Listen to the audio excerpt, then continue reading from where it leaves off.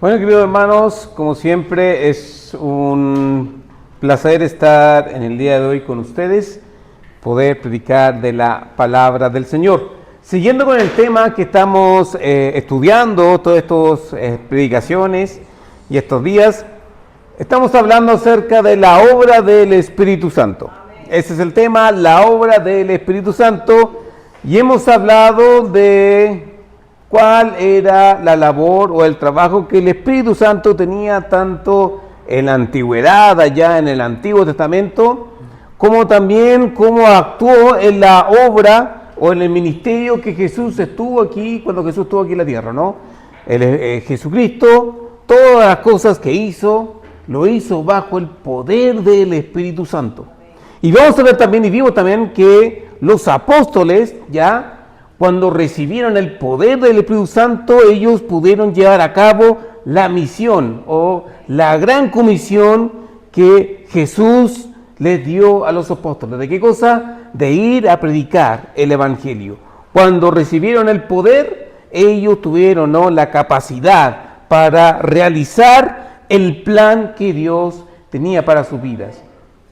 Y hemos visto también que ese mismo espíritu que estuvo en el Antiguo Testamento con todos los profetas y todo lo que hicieron, ese mismo espíritu que estuvo con Cristo, ese mismo espíritu que obró en la vida de los apóstoles, ese mismo espíritu hoy obra en la iglesia a través de nosotros, de nuestras vidas. Ese espíritu que tanto vemos en el Antiguo Testamento, hoy, hermanos míos, ¿vive dónde? En nosotros, mora en nosotros. Hermanos, hoy día hemos visto cómo es eso de andar en el Espíritu Santo, como dice Pablo en Efesios, ¿no? Que debemos andar en el Espíritu Santo. Hemos visto que nos ordenan, o es un deber de nosotros estar siempre llenos del Espíritu Santo, no ser controlados por el Espíritu Santo, ser empujados, impulsados por Él. Y por lo tanto, nuestras vidas tienen que vivir en cada momento o estar en cada momento en el poder del Espíritu Santo. Hermanos, todas las obras que hicieron las personas que vemos en la Biblia, o las historias de los misioneros que han salido por el mundo, todas esas cosas, hermanos, no la hicieron por fuerza propia, sino que lo hicieron por el poder del Espíritu Santo.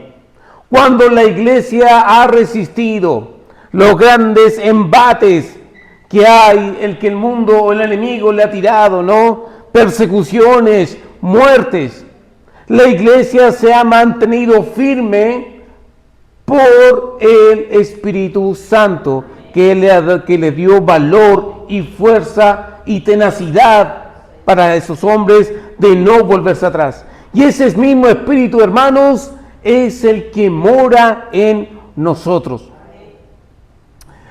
Hoy día vamos a ver una pequeña frase que la podemos ver en el Nuevo Testamento. Una frase que se va repitiendo. Y es la frase en el Espíritu. En el Espíritu. ¿Se ha fijado que esa frase se va repitiendo? En el Espíritu. Vamos a ver esta frase, vamos a ver qué implica esta frase y la vamos a relacionar con un acto, una herramienta que Dios nos ha dejado a nosotros, que es la oración. Fíjense, podemos ver esta frase en Romanos 8:9, podemos ver esta frase que nos insta a vivir en el Espíritu, en Romanos 8:9. Dice, mas vosotros no vivís según la carne, según ¿qué cosa? El Espíritu. Dice que el Espíritu de Dios mora en vosotros, y si alguno no tiene el Espíritu de Cristo, que dice, no es de Él. Hermanos, primera recomendación que nos dice Pablo en Romanos: si usted no tiene el Espíritu, ¿qué es lo que significa? Que no somos de Él.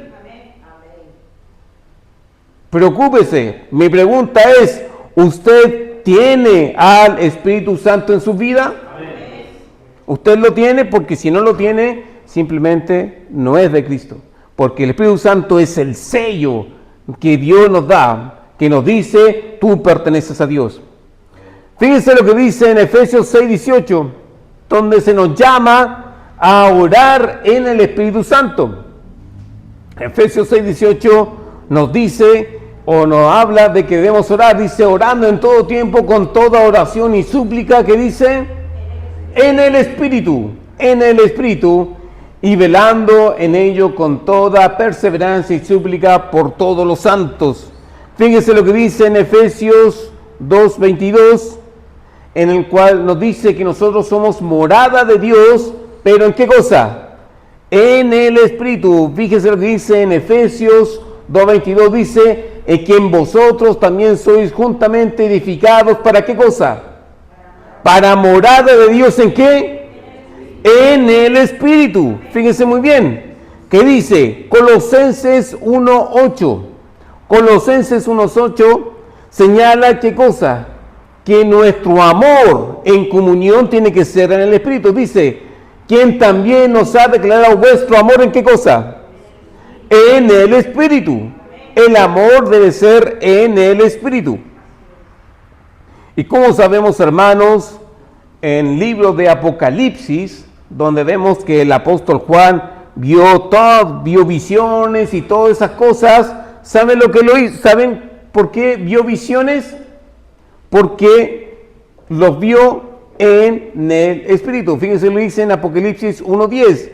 Dice que todo lo que vio fue en el Espíritu. Dice, yo estaba, ¿qué cosa? ¿En qué? En el Espíritu, en el día del Señor. Entonces, esta frase me llamó la atención, que se repite, en el Espíritu. Esta frase es lo que hoy día vamos a ver, qué es lo que implica, qué es lo que significa, y la vamos a relacionar con la oración, Hermanos, queridos, el Espíritu Santo tiene la misión de llevar a cabo el plan de Dios, en lo que hemos visto, ¿no? Hermanos, hoy en día tenemos que entender la labor o el lugar que tiene el Espíritu Santo en la misión o en el plan que Dios tiene para este siglo. Porque tanto Dios, Cristo y el Espíritu Santo tienen, ¿saben qué? Funciones definidas. Como usted quizá en el trabajo, usted tiene una función definida, usted va a hacer esto y este va a ser su labor. De la misma forma, tanto Dios como Cristo y como el Espíritu Santo tiene su labor. Y entender esa labor, queridos hermanos, entender el potencial que tiene el Espíritu, vamos a poder sacarle, y perdóname la expresión, el mejor provecho. ¿Por qué? Porque muchas veces, quizás usted tenga en la casa o en algún lugar algún aparato que usted lo tiene, usted le sirve, pero usted ignora el potencial máximo que tiene. Por ejemplo, un aparato que todo el mundo tiene y que ha sido primordial, que es primordial en nuestras vidas, el celular, ¿cierto? El celular es un aparato maravilloso. Ahí tenemos todo lo que nosotros necesitamos. Podemos organizarnos, podemos trabajar, podemos entretenernos, tenemos todo ahí. Pero mi pregunta es, ¿usted sabe cabalmente todo el potencial que tiene el celular? Yo creo que hay mucha gente que compra un iPhone, el último iPhone, pero solamente para ver videos de YouTube. Pero no lo ocupa para más.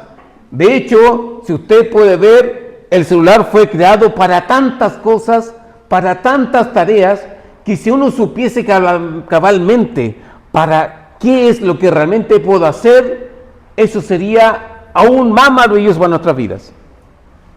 ¿No le ha pasado a usted que quiere hacer algo y no sabe cómo hacerlo y viene otra persona y le dice, oye, pero si con el celular lo podía hacer? Y usted le muestra, mira, si con el celular tú bajas esta aplicación y listo. Y usted dice, wow, yo no sabía que podía hacerlo. Hermanos, no le pase eso con el Espíritu Santo.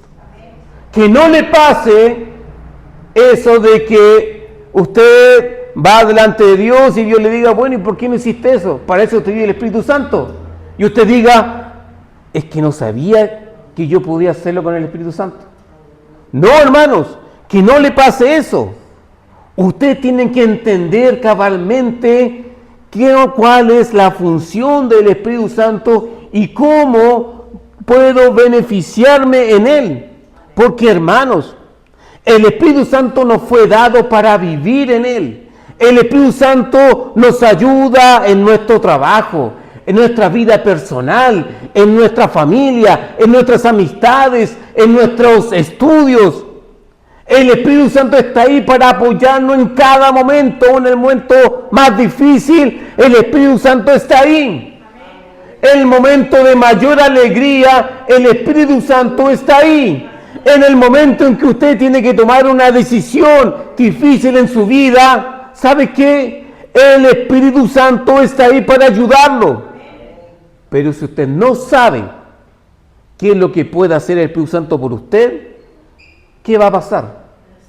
Jamás se va a dar cuenta que usted pudo haber hecho tantas cosas, pudo haber tomado decisiones más sabias en su vida, pudo haber arreglado situaciones difíciles, si usted tan solo usted se hubiese dejado influenciar por el Espíritu Santo. Hermanos, por lo tanto, entender la función del Espíritu Santo, entender quién es el Espíritu Santo, me ayudará en mi vida cristiana, en que tengo un enorme apoyo, hermanos. Hermanos, fíjese, es Dios morando en usted. Es Dios morando en usted. Fíjense en eso. Por lo tanto, hermanos,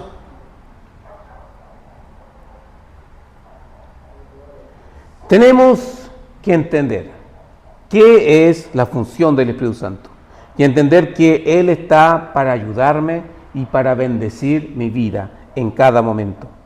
Y una de las cosas, hermanos, el primer lugar que debemos entender es el Espíritu Santo como la tercera persona de la Trinidad. Yo creo que usted esto ya lo sabe, lo ha escuchado en algún momento. El Espíritu Santo es la tercera persona de la Trinidad. Ahora vamos a desglosar un poco esto. Por ejemplo, persona. ¿Qué queremos decir cuando decimos que el Espíritu Santo es una persona? ¿Esto quiere decir que es un humano como usted y yo? ¿Que tiene las mismas facciones? ¿Tiene un mismo cuerpo? La verdad es que no. Obviamente es algo más sublime que eso. Entonces, para poder entender que el Espíritu Santo es una persona, tenemos que entender primero que es una persona. ¿A qué cosa nos estamos refiriendo con una persona? Podemos decir que una persona es un ser que tiene ciertas características cognitivas, mentales, un cierto razonamiento, tiene voluntad propia, tiene emoción y tiene una capacidad para relacionarse con el resto. Entonces vamos a ver que es un ser que tiene ciertas características que lo distinguen de los demás seres. Tiene ciertas características cognitivas. Por ejemplo, tiene algo que se denomina autoconciencia. Fíjense esa palabra, autoconciencia. ¿Qué quiere decir? Que él es consciente de qué cosa? De que él existe. O él tiene conciencia de que él es alguien. Por ejemplo, una de las cosas que más temen, ¿no? se han creado películas, que es acerca de la inteligencia artificial. ¿Qué es lo que más temen la ciencia ficción y algunos? ¿Qué es lo que temen? Que la inteligencia artificial cobre conciencia de sí mismo. ¿Qué quiere decir? Que la inteligencia artificial llegue a un momento y diga, oye, yo existo, yo tengo voluntad propia, yo puedo hacer todo lo que yo quiera porque tengo libertad, yo puedo decidir, yo tengo poder de hacer cosas. Entonces vemos las películas ahí que no, la inteligencia artificial se va a levantar y va a cobrar conciencia de sí mismo y va a decidir que el ser humano es el enemigo y lo va a destruir. Pero fíjense eso de tener conciencia de sí mismo. Es una característica esencial que hace un ser vivo una persona. Tiene, por ejemplo, capacidad reflexiva, puede pensar, puede reflexionar, puede tomar decisiones, puede verse en el tiempo y en el espacio. Usted puede verse en el pasado, en el presente, y usted puede proyectarse en el futuro. En el futuro voy a estar en tal parte, en el futuro voy a hacer tal cosa, en el futuro voy a hacer tal trabajo. Eso es lo que lo hace ser una persona. Algunos dicen que todo esto lo podemos resumir en 3 palabras: intelecto, voluntad y emoción. Todo lo que yo dije lo podemos resumir en estas 3 palabras. Una persona es quien tiene intelecto, capacidad de razonar, de pensar, de reflexionar, tiene voluntad, o sea, tiene la libertad de tomar sus propias decisiones, y tiene emociones, ¿no? Puede relacionarse, puede sentir alegría o sentir tristezas y relacionarse con las demás personas. Pero usted me dirá, o algunos dicen, a ver, ¿pero acaso los animales no piensan? Yo una vez estaba en el zoológico, estaba esos monitos capuchinos, que se los mira que son bastante inteligentes, y me acuerdo que estaba ahí y había un maní, y él no lo alcanzaba con la mano. Y alguien que lo estaba viendo fue y le pasó una rama. ¿Y sabe lo que hizo este monito? Tomó la rama, lo tomó, fue y con la rama se alcanzó al maíz. Y uno dice, oye, pero este monito razonó. ¿Por qué? Porque utilizó la rama como una herramienta para alcanzar un objetivo. Tuvo que pensar, razonó. Entonces decimos, bueno, entonces los animales también tienen intelecto. ¿Acaso las personas que usted, por ejemplo, tiene animales, un perrito, no le pasa que usted cuando llega el perro, ¿qué hace? ¿En el perro acaso no se alegra? ¿Acaso el perro cuando usted se va, sabe que usted que el perro siente tristeza? Entonces decimos, los animales sienten emoción. Muchas veces vemos que el perro se nos escapa y uno le grita, ven para acá, y el perro se va, y es como que tiene voluntad propia. No le obedece. Entonces los animales también tienen, o los animales también son personas. Entonces, ¿qué nos diferencia entre nosotros y los animales? Ciertamente podemos ver, ¿o no?, un comportamiento animal que pueden ser semejantes a los de nosotros, pero eso no los hace personas. ¿Por qué? Porque son limitados, son básicos, y más que nada se dejan llevar por los instintos. Por ejemplo, los animales no tienen esta capacidad de autoconciencia, no tienen esta capacidad de proyectarse en el pasado, en el presente, en el futuro. No lo tienen como nosotros los seres humanos, no lo tienen. Por ejemplo, los animales no tienen lo que denominamos un pensamiento abstracto. ¿Sabe lo que es eso? Algo abstracto. Es algo que usted no puede ver, no puede tocar, no puede oler, no puede oír, no puede. ¿Por qué? Porque es algo que es una idea que está ahí. Por ejemplo, la justicia. Hablamos de justicia, que la justicia aquí, que la justicia allá, Pero ¿qué es la justicia? ¿Usted puede tocar la justicia? Usted puede decir, mira, ahí está la justicia. Usted puede olerla, usted puede escucharla y la realidad es no. ¿Por qué? Porque la justicia no existe. Es una idea abstracta. Los animales no entienden de justicia. Los animales no entienden la moralidad o la ética. Nosotros podemos hablar de que esto es bueno y esto es malo, pero los animales saben distinguir lo bueno y lo malo. ¿Qué pasa cuando un perro muerde a un niño? ¿Le podemos echar la culpa a él? No, ¿por qué? Porque el perro actuó por instinto animal. Conozco la historia de un hombre que crió a un hipopótamo desde chiquitito.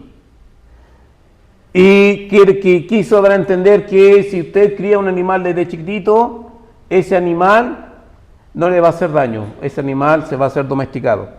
Él le daba comida, jugaba y hacía todo con él. Y el hipopótamo creció.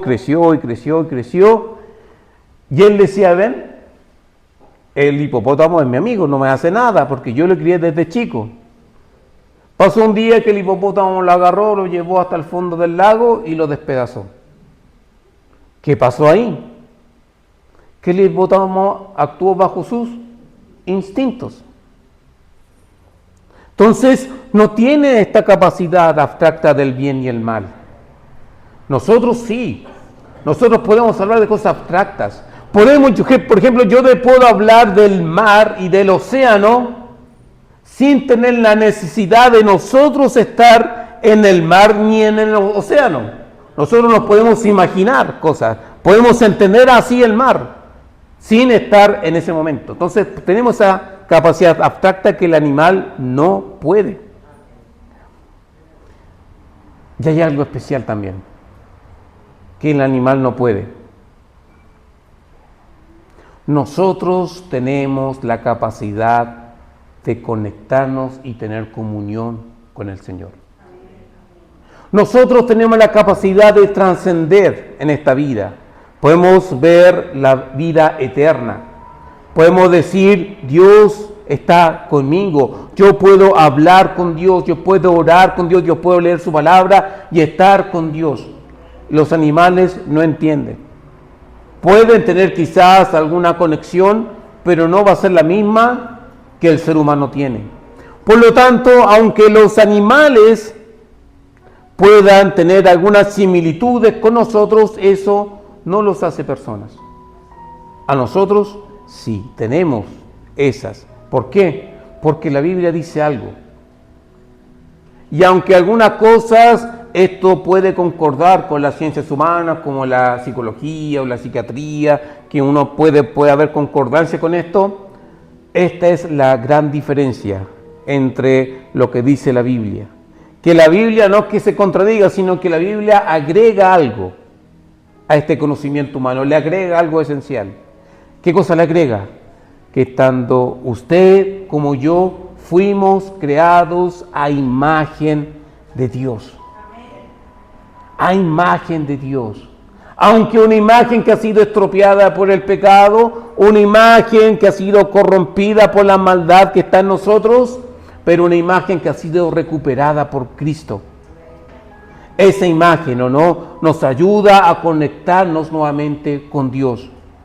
Por lo tanto, cuando hablamos de personas, ya sabemos qué es una persona. Tiene ciertas capacidades, características cognitivas, conductuales, que puede pensar, reflexionar, conciencia del bien y del mal, puede relacionarse, tener comunión con otros. La pregunta es, ¿y el Espíritu Santo tiene esas cosas?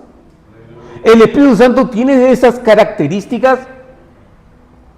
Que dice Efesios 4:30. Efesios 4:30 dice lo siguiente. Dice, y no contristéis al Espíritu Santo de Dios, el cual fuiste sellados para el día de la redención. ¿Usted puede entristecer a la electricidad? ¿Usted puede hablar a la electricidad y un cable y decirle, tú eres malo, no te quiero? ¿Usted cree que la electricidad se va a ir llorando? ¿O se va a entristecer? No, ¿por qué? Porque no es persona. Es una energía, podemos decir, impersonal. Pero el Espíritu Santo, usted, la Biblia dice, ¿no? Usted puede contristar al Espíritu Santo, usted lo puede entristecer con sus actos. Cuando usted peca, cuando usted no está en la voluntad de Dios, y cuando el Espíritu Santo ahí le dice, oye, no hagas esto, no hagas esto otro, eso te va a hacer mal. Usted lo escucha, pero usted no le hace caso y usted igual lo hace. Eso significa contristar al Espíritu Santo. Y por lo tanto, si usted puede contristar o entristecer al Espíritu Santo, es porque el Espíritu Santo tiene emoción, siente. Por tanto, es una persona. ¿Qué dice 1 Corintios 12:11? 1 Corintios 12:11 dice, pero todas estas cosas las hace uno y el mismo Espíritu, repartiendo a cada uno en particular, como dice, como Él quiere. Aquí estamos hablando acerca de los dones espirituales. Y aquí el Espíritu Santo dice claramente que Él reparte a cada uno de nosotros como Él quiere, como a Él quiere. Entonces, ¿qué podemos saber? Que tiene libertad de decisión, puede tomar decisiones, tiene voluntad, puede escoger. Fíjense, ¿una energía impersonal puede hacer eso? No. Usted con la electricidad, voy a decir, bueno, voy a colocar electricidad y voy a colocar un cable a esta ampolleta y voy a colocar un cable a esta otra ampolleta y voy a decirle que la electricidad tome la decisión de cuál ampolleta prender. ¿Va a hacer eso? No, ¿por qué? Porque no es persona. Pero si el Espíritu Santo da dones como Él estime conveniente, como Él quiere, porque Él sí tiene el poder de tomar decisiones, tiene conciencia y puede decidir. Hablamos también, hermanos míos, de que el Espíritu Santo también tiene trascendencia. Porque el Espíritu Santo, hermanos, no es algo creado. Usted no tiene una comunión, usted no mora en usted algo que ha sido creado, sino que algo que pertenece a Dios y que comúnmente nosotros llamamos la Trinidad. Esta palabra que es difícil de entender. ¿Por qué? Porque ¿qué dice la Trinidad? ¿Qué dice? Que Dios es uno en esencia es uno, pero que subsiste en tres personas diferentes. Es difícil de entender por qué, porque es algo que escapa a nuestra realidad como seres humanos. Es, podríamos decir, contraintuitivo. ¿Por qué? Porque nosotros no estamos, en nuestra realidad no vemos eso. No vemos que una persona es y a la vez puede ser tres personas diferentes, a menos que tenga problemas mentales. Pero si esa persona es y después ocupa tres cuerpos diferentes y dice, no, que yo soy uno, pero que también soy tres. Uno dice, pero no, po. O eres tres personas diferentes o eres solamente una sola persona, pero no puede ser tres y a la vez ser uno. Es contraintuitivo, por eso algunas personas dicen, no, esto es falso, esto es falso. La palabra Trinidad obviamente no aparece en la Biblia, no aparece en ninguna parte. Vino recién una persona llamada Tertuliano en el siglo II, dijo la primera vez Trinidad, Trinity dijo, esto es Trinity. Y de ahí comenzó a elaborarse esta Trinidad. ¿Qué es entonces? La Trinidad es una palabra inventada por el hombre. La Trinidad es una palabra inventada por el hombre. ¿Por qué? Porque el hombre vio algo extraño en la Biblia. Vio que Génesis 1:1 que dice, en el principio creó Dios los cielos y la tierra. Ya, Dios creó los cielos y la tierra, entendible. Después vio que en Deuteronomio 6:4 dice, Jehová nuestro Dios, Jehová uno es. Ah, perfecto. El que creó los cielos y la tierra es uno solo, entendible. Pero después vemos que el Evangelio de Juan dice, y en el principio era el verbo, y el verbo estaba con Dios, y el verbo era Dios. Y entendemos que cuando habla de verbo, habla acerca de Cristo. O sea, me está diciendo que en el principio estaba Cristo, y Cristo estaba con Dios, y Cristo era Dios. Entonces, Cristo es el Jehová del Antiguo Testamento, ¿es la misma persona, solamente en otros cuerpos? ¿O son dos personas diferentes? Pero si son dos personas diferentes, entonces la Biblia me enseña que hay dos dioses. Está el Dios de aquí y está el Dios acá. ¿Cómo es eso? ¿O es la misma persona, solamente que en el Antiguo Testamento se manifestaba como Dios Padre, pero en el Nuevo Testamento ahora se manifiesta como Dios el Hijo? Y después vemos acerca del Espíritu Santo, que vemos en Hechos, vemos cuando Ananías y Zafira intentan mentir, que venden una propiedad y dicen que no aquí y mienten, y Pedro les dice, vosotros habéis mentido al Espíritu Santo. El Espíritu Santo se le puede mentir. Pero después dice, ¿cómo se atreven a mentirle a Dios? Entonces uno decimos, espérate, le está diciendo que le estoy mintiendo al Espíritu Santo, y después me dice que le estoy mintiendo a Dios. O sea que el Espíritu Santo también es Dios. O sea que tenemos a Jehová, que es Dios, tenemos a Jesús, que es Dios, y también tenemos al Espíritu Santo, que también es Dios. Entonces, ¿qué es?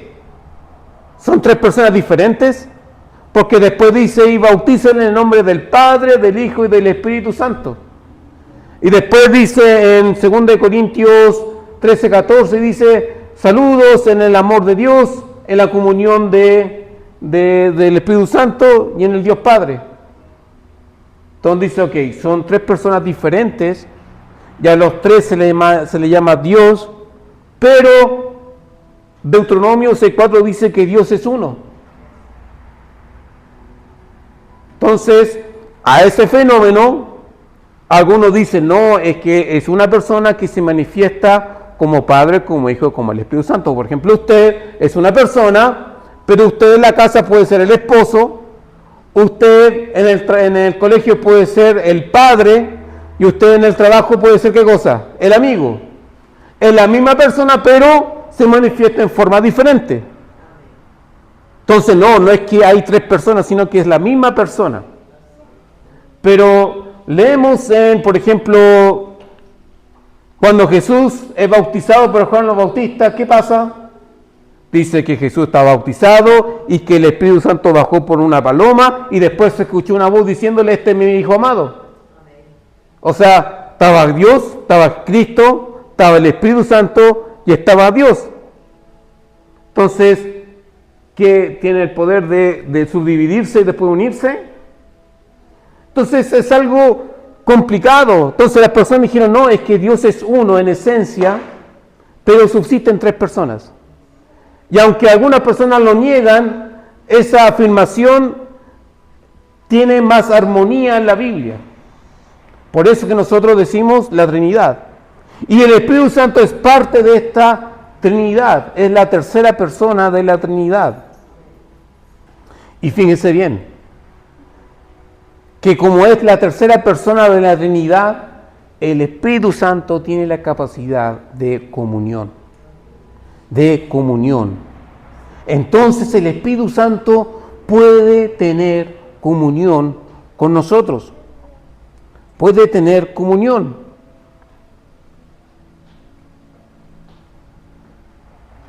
Entonces, hermanos, teniendo en mente esto de que el Espíritu Santo es una persona y que puede tener comunión con nosotros, podemos entender ahora esta frase, en el Espíritu.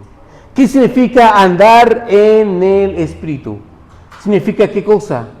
Que el Espíritu Santo, siendo una persona, usted puede tener una relación con una persona.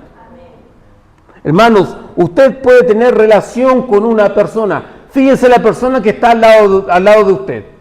Fíjense, ¿quién está al lado de usted? Pregunta, ¿usted puede comunicarse con esa persona? ¿Usted le puede hablar a esa persona? ¿Usted le puede confesar a esa persona o pedirle algún consejo a esa persona? La respuesta es sí. ¿Por qué? Porque esa persona me entiende. De la misma forma, el Espíritu Santo nos entiende y yo puedo comunicarme con Él. Por eso es que leemos en Efesios 6:18 lo siguiente. Efesios 6:18 leemos, ¿qué cosa? Que Pablo nos insta, que dice que orando en todo tiempo, con toda oración y súplica en el Espíritu Santo. Pablo nos insta a que nosotros tenemos que vivir una vida de oración, pero ¿en qué cosa? En el Espíritu Santo. Pensemos un poco en esta frase, en el Espíritu Santo.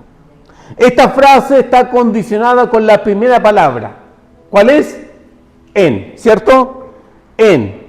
¿Qué es la palabra en? ¿Qué función cumple? En, ustedes yo creo han escuchado que es una preposición. Es una preposición. En cumple la función de preposición. ¿Qué es una preposición? Usted me dirá, ¿qué es la preposición? Rodrigo, me está volviendo al colegio. Pero mire, fíjense.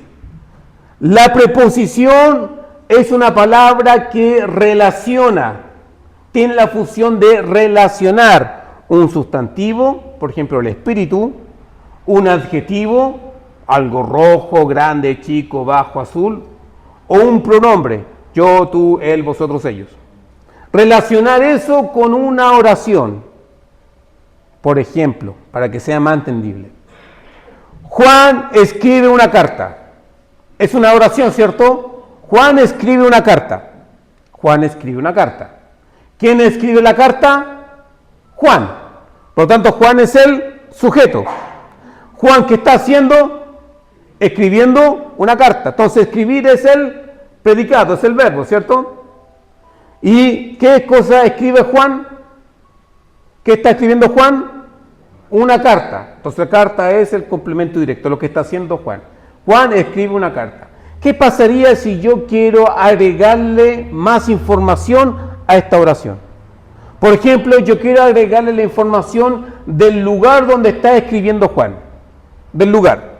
Juan escribe una carta y yo quiero agregarle la palabra dormitorio. Dormitorio es un lugar. Y quiero decir que el lugar donde está escribiendo Juan. Entonces yo digo, Juan escribe una carta dormitorio. ¿Suena bien? Juan escribe una carta dormitorio. ¿Suena bien o no? No. ¿Qué es lo que tengo que agregarle para que la oración tenga sentido? Una preposición. ¿Qué estoy diciendo? Juan escribe una carta en el dormitorio. Así la palabra en relaciona dormitorio con Juan, cual me dice que el lugar donde está escribiendo Juan. ¿En dónde? En el dormitorio. Entonces, cuando hablamos en el Espíritu Santo, está esta palabra haciendo la relación del Espíritu Santo con una acción. Por ejemplo, andar en el Espíritu Santo. ¿En dónde yo debo andar? En el Espíritu Santo. La pregunta entonces, ¿cuál es la relación que ocupa la palabra en la oración? ¿Cuál es la relación? Yo digo, estoy comiendo en la casa. ¿Qué estoy queriendo decir con eso? ¿Cuál es la relación? Me está mostrando el lugar donde yo estoy comiendo. O sea, el lugar. Si yo digo, no, lo que pasa es que estoy en cama. No fui a trabajar hoy día porque estoy en cama. ¿Qué está queriendo decirme la palabra en? Está relacionando un estado en el cual yo estoy. ¿Qué cosa es el estado que yo estoy enfermo? En cama significa yo estar enfermo. Entonces, hay una relación. Cuando yo hablo en el Espíritu Santo, me está diciendo qué cosa, que yo debo estar en un estado o en una condición especial. Yo estoy en el Espíritu Santo, quiere decir que yo estoy condicionado, influenciado y controlado ¿por qué cosa? Por el Espíritu Santo. Entonces, cuando la Biblia me dice aquí en Efesios 6:18, orando en todo tiempo con toda oración y súplica en el Espíritu Santo, ¿qué es lo que me está diciendo? Que yo tengo que estar orando, influenciado, impulsado por el Espíritu. Usted me está diciendo, pero Rodrigo, esto es obvio, ¿no? Es que no es tan obvio, ¿sabe por qué? Porque muchas veces, queridos hermanos, no oramos en el Espíritu, oramos en la carne. Dese cuenta, hermanos, que usted a veces ora en la carne. No está orando en el Espíritu. ¿Cuándo yo oro en la carne? Por ejemplo, cuando digo una oración tipo fórmula mágica. Así como que esta palabra yo la digo y por solamente decirlo, todo está bien. Yo voy a comer, me sirven, tengo que orar. Señor mi Dios, gracias por los alimentos que están en la mesa y recuerda de los pobres que tú también les des. En nombre de Jesucristo, amén.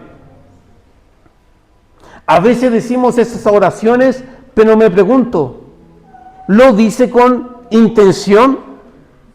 ¿Lo dice verdaderamente agradeciendo a Dios? Es como usted cuando va en el trabajo, usted entra al trabajo y se encuentra con su compañero y le dice, Rodrigo, ¿cómo estás?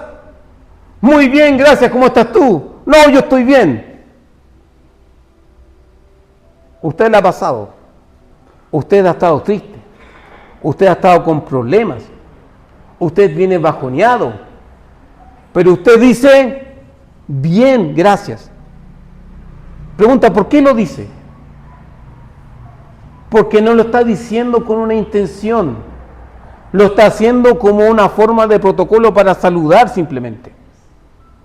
¿Cómo estás? Bien. ¿Cómo estás tú? Bien, gracias. Y pum, y sigue. Si esa persona, usted le dice, ¿cómo estás tú? Y esa persona le dice, no, estoy súper mal. ¿Qué pasa con usted?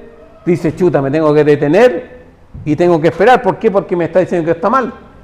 No puedo avanzar y lo único que yo quiero es ir al baño. Entonces, muchas veces decimos palabras sin una verdadera intención, por decirla nomás. Y muchas veces oramos al Señor sin una intención, simplemente por decirlo. Gracias, Señor, por estos elementos. Punto, listo, cumplí. La comida está bendecida. ¿Por qué? Porque dije las palabras mágicas. Dije, gracias, Señor. Pero no hubo una intención. Hermanos, cuando oremos al Señor, tenemos que orar con una intención de verdaderamente que le estamos hablando a Dios. Estamos hablando con Él, conversando con Él. Entonces, hermanos,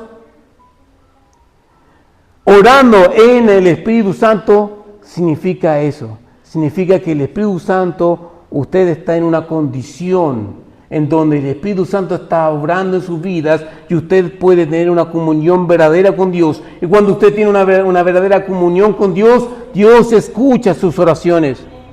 Pero muchas veces nos preguntamos, ¿por qué Dios no escucha mis oraciones? Porque usted no está orando por el Espíritu Santo, o con el Espíritu Santo, o en el Espíritu Santo.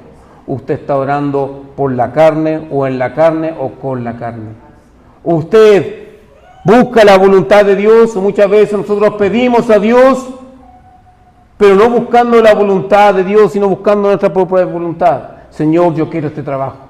Señor, yo quiero este trabajo. Señor, dame este trabajo. Señor, yo decreto que hoy tú me darás este trabajo. Hermanos, usted está buscando la voluntad de Dios, usted quiere forzar a Dios a hacer su propia voluntad. Entonces usted no está orando en el Espíritu, usted está orando en la carne. Hermanos míos, el Espíritu Santo mora en nosotros, es Dios en nosotros, es Dios que está ahí siempre exhortándonos, ayudándonos, empujándonos, alentándonos, animándonos, levantándonos. Él está ahí en cada momento, en cada rincón, en cada detalle de nuestras vidas. El Espíritu Santo está ahí, atento a nuestra necesidad, atento a nuestra condición, atento. Es de nosotros escuchar su voz, porque Él siempre nos habla, Él siempre nos habla.